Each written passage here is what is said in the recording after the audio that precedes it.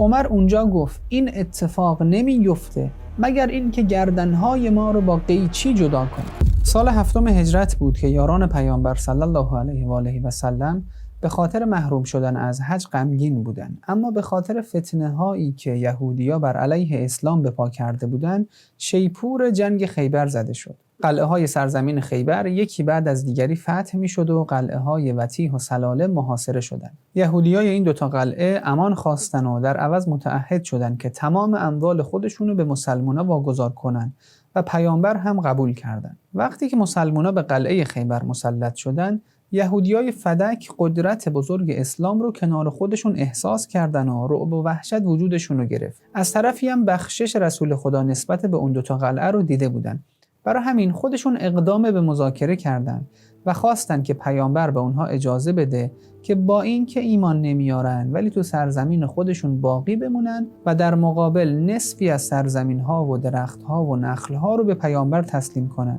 آقا رسول خدا هم قبول کردن و اینطوری بود که فدک جزء سرزمین‌های اسلام شد. فدک سرزمینی بود از حجاز که فاصلش تا مدینه حدود 2-3 روز یا 140 کیلومتر بود و با خیبر هم یه منزل فاصله داشت. نخل‌های زیاد و چشمه‌های پرآب فراوانی داشت که اینها نشونه فدک بود. شواهد تاریخی زیادی وجود داره که فدک یک منبع اقتصادی مهمی بوده و اینطور نبوده که یه محلی باشه با چند تا خرما و توجهی بهش نشه، بلکه انقدر وسیع و پردرآمد بوده که مورد طمع قرار می گرفته. شاهد اول این که سید ابن طاووس می نویسه پیامبر صلی الله علیه و آله سرزمین فدک رو به مبلغ 24,000 دینار اجاره داده بودن و تو بعضی از احادیث 70,000 دینار هم نقل شده، یعنی 70,000 سکه طلا. حتی موقعی که معاویه به خلافت رسید فدک رو بین 3 نفر تقسیم کرد: مروان ابن حکم، عمر ابن عثمان و پسر خودش یزید. این یعنی فدک سرزمین قابل ملاحظه‌ای بوده که میتونسته اون 3 نفر با اشتها رو که خودشون نماینده یه قوم بزرگی بودن رو راضی کنه. شاهد دیگه هم این که موقعی که حضرت فاطمه سلام الله علیها با ابوبکر در مورد فدک صحبت میکردن و حضرت شاهدای خودشون رو پیش ابوبکر آوردن، ابوبکر تو جواب گفتش که فدک ملک شخصی پیامبر نبوده، بلکه از اموال مسلمان ها بوده که از درآمد اون رسول خدا یه سپاهی رو مجهز میکرد و برای جنگ با دشمنان میفرستاد. این یعنی درآمد فدک انقدر زیاد بوده که میتونسته یه سپاه رو تجهیز کنه. این جای بحث باید به این سوال جواب بدیم که چه کسی مالک شرعی فدک بود؟ سرزمین هایی که زمان رسول خدا فتح می شدن به 2 صورت بودن: یا با قدرت نظامی و جنگ و خونریزی فتح می شدن، یا اینکه خود اهالی اون سرزمین ها بدون هیچ جنگ و خونریزی پا پیش می ذاشتن و یه قراردادی رو با مسلمان ها می بستن تا در مقابل اموال و سرزمین هایی که به مسلمان ها میدن خودشون در صلح و امنیت زندگی بکنن و حق و حقوق شهروندی داشته باشن. اون اموال و سرزمین هایی که با جنگ و لشکرکشی به دست می اومد غنیمت نامیده می شد و چون قرآن دستور داده واعلموا انما غنمتم من شیء فإن لله خمسه وللرسول ولذی القربى والیتامی والمساکین و ابن السبیل، پیامبر هم غنیمت رو طبق دستور قرآن تقسیم می‌کردن. طبری نقل میکنه هر وقت که برای آقا رسول خدا غنیمت می آوردن، پیغمبر اونو به 5 قسمت تقسیم میکرد. 4 قسمتش برای رزمنده هایی بود که تو راه خدا جنگیده بودن. یه مشتی از اون غنیمت ها رو حضرت ور می داشت و خرج خونه خدا میکرد که این همون سهم الله بود که قرآن میگه. باقی مونده اونو هم تقسیم میکرد. یه سهم برای خودش، یه سهم برای ذی القربی و خویشاوندانش، یه سهم برای یتیم ها و سهمی هم برای ابن السبیل. اما اموال و سرزمین هایی که بدون جنگ و خونریزی به دست می اومد بهش فی می گفتن و مطابق آیه 6 سوره حشر اینا ملک پیغمبر بود و رسول خدا به صلاح دید خودشون از اینا استفاده می کردن که اتفاقا اوایل برای بعضیا سوال بود. مثلا واقدی از علمای اهل سنت می نویسه که عمر در مورد اموال طایفه بنی نضیر از رسول خدا سوال کرد که غنیمت‌های اونا رو هم مثل غنیمت‌های دیگه 5 قسمت نمی‌کنید.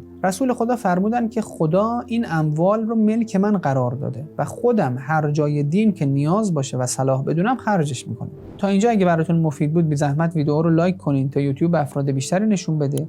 اگرم تازه وارد کانالمون شدین و به این بحث علاقه‌مندین حتما کانال رو سابسکرایب کنید تا ویدیوهای بعدی رو از دست ندید. تا اینجا مشخص شد که فدک ملک شرعی رسول خدا بود تا اینکه پیامبر فدک رو به حضرت زهرا سلام الله علیها هدیه کرد که تو کتب تفسیر و حدیث شیعه و اهل سنت روایت‌های مختلفی نقل شده که تصریح میکنه پیامبر فدک رو به حضرت زهرا داد. تو کتب شیعه که این مسئله بدیهی و ضروریه. مثلا روایت داریم وقتی آیه و آت ذی القربی حقه نازل شد، جبرئیل از طرف خدا وحی نازل کرد به پیغمبر که فدک رو به حضرت زهرا سلام الله علیها هدیه کن. رسول خدا هم دخترشون رو خواستن و فرمودن خدا به من امر کرده که فدک رو به تو بدم. حضرت زهرا سلام الله علیها فرمودن شما نسبت به من اولا هستین، تا زمانی که شما باشین من دست به فدک نمیزنم، خودتون خرج اسلام کنید. اما پیغمبر فرمودن دوست ندارم بعد از من برای شما مشکل ایجاد بکنن و فدک رو از شما بگیرن. حضرت زهرا هم فرمودن هرچی شما دستور بدین. بعد پیغمبر خدا مردم رو تو خونه فاطمه سلام الله علیها جمع کرد و به اونها اعلام کرد که فدک رو به فاطمه بخشیده و هر سال هم این قضیه رو برای مردم اعلام میکرد. اینجا بود که حضرت زهرا اهالی فدک رو به عنوان کارگزارهای خودشون همونجا باقی گذاشتن و تمام کارها رو به پیغمبر سپردن و حضرت هم زمینهای فدک رو به همونها به مبلغ 24,000 دینار یا 70,000 دینار اجاره دادن. اهل سنت هم مثل سیوطی تو کتاب درالمنصورش، حافظ ابیبکر هیثمی تو کتاب مجمع الزوائد خودش و ده ها نفر دیگه از علمای اهل سنت نقل میکنن که وقتی آیه و آت ذی القربی حقه نازل شد، پیغمبر حضرت زهرا سلام الله علیها رو صدا زد و فدک رو به حضرت زهرا هدیه کردن. حتی تو روایات ما نقل شده که رسول خدا برای اینکه بعداً کسی نتونه دست درازی بکنه سند کتبی هم نوشتن. امام صادق علیه السلام میفرمان پیغمبر اکرم دستور داد که یه پوستی رو بیارن و امیرالمؤمنین علیه السلام بنویسن که فدک هدیه‌ای از رسول خدا برای فاطمه است و بعد امیرالمؤمنین غلام خودشون و ایمن رو شاهد بر این مسئله گرفتن. بعد از همه این ماجراها و شهادت آقا رسول خدا صلی الله علیه و آله و بعد از اینکه خلافت رو از امیرالمؤمنین علیه السلام تو شورای سقیفه غصب کردن، ابوبکر و عمر دنبال این بودن که فدک رو هم بگیرن و طبیعیه هر سیاستمداری سریع دست به شمشیر نمیبره و تا جایی که میتونه هدف و قصد خودش رو بدون درگیری به دست میاره. یه روایت عجیبی تو همین زمینه علمای اهل سنت نقل کردن که عمر میگه بعد اینکه رسول خدا از دنیا رفت ما پیش علی ابن ابی طالب رفتیم و از علی در مورد ماترک و اموال پیغمبر سوال کردیم. امیرالمومنین علیه السلام فرمودن اموال هر کسی بعد از مرگش ارث میرسه به خانواده‌اش و ما خانواده و اهل بیت پیغمبریم. عمر میگه ما پرسیدیم فدک رو چی کار میکنید؟ حضرت فرمودن فدک رو خود رسول خدا به همسر من فاطمه هدیه کرده، فدک برای ماست. خواهش میکنم به این جمله دقت بکنید. این حرف علمای اهل سنت نقل کردن. عمر اونجا گفت این اتفاق نمیفته مگر این که گردنهای ما رو با قیچی جدا کنیم. به امید اینکه بتونن نظر امیرالمومنین رو جلب کنن اومدن این گفتگو رو شروع کردن. اما وقتی دیدن نمیتونن از این روش به مراد خودشون برسن مجبورن که یه طرح و برنامه دیگه رو اجرا بکنن که عبارت از مصادره فدک. بعد از ماجرای سقیفه و غصب خلافت اولین کاری که ابوبکر انجام داد این بود که فدک رو مصادره کرد و یک کسی رو فرستاد کارگزارای حضرت زهرا سلام الله علیها رو از باغ فدک اخراج کردند. حضرت زهرا هم برای مطالبه حق خودش قیام کرد تا اموال خودش رو پس بگیره. برای همین اول برای ابوبکر پیغام فرستاد و حضرت زهرا کسی رو فرستاد تا شاید بتونه بدون بیرون اومدن از خونه اموال خودش رو پس بگیره. صحیح مسلم و بخاری از عایشه نقل کردن که حضرت زهرا سلام الله علیها بعد از غصب فدک یه شخصی رو پیش ابوبکر فرستادن و فدک رو مطالبه کردن. اما ابوبکر همون روایت ساختگی رو گفت که ما پیغمبرها چیزی به ارث نمیذاریم و حق حضرت زهرا رو نداد. وقتی که حضرت فاطمه سلام الله علیها دیدن فرستادهشون نتونسته کاری بکنه خود فاطمه زهرا حاضر شد تا حقشو بگیره. برای همین پیش ابوبکر رفت و اموالی که بهش ارث میرسید رو مطالبه کرد. یکی زمینهایی که انصار به پیامبر هدیه کرده بودن، سهمیه پیامبر از خیبر و فدک. اما باز هم ابوبکر حق دختر رسول خدا رو نداد که جزئیات قیام حضرت فاطمه بر علیه ابوبکر و عمر رو تو ویدئوی بعدی انشاءالله میگیم. اما قبلش بذارید این موضوع رو بررسی کنیم که چرا اینقدر حضرت پافشاری میکردن که فدک رو برگردونن. برای چی سرور زنان عالم باید برای پس گرفتن مال دنیا اینقدر اصرار داشته باشن؟